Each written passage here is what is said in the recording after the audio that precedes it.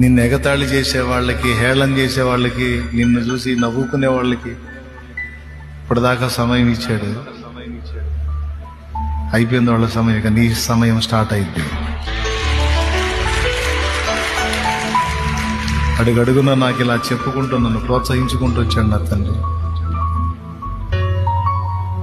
బాధపడకరా, వాళ్ళకి ఇచ్చిన సమయం అయిపోయింది, ఇక నీ సమయం స్టార్ట్ చేస్తాను నేను. నవ్వనీరా, సాక్ష్యం ఉండాలి కదరా.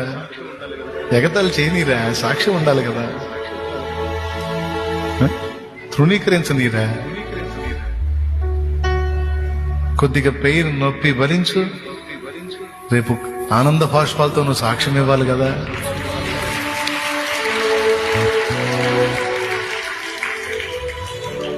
మనల్ని ఆడుకోవడానికి సైతానికి అవకాశం ఇచ్చే దేవుడు వాడిని ఆడుకోవడానికి మనకు కూడా సమయం ఇస్తాడు.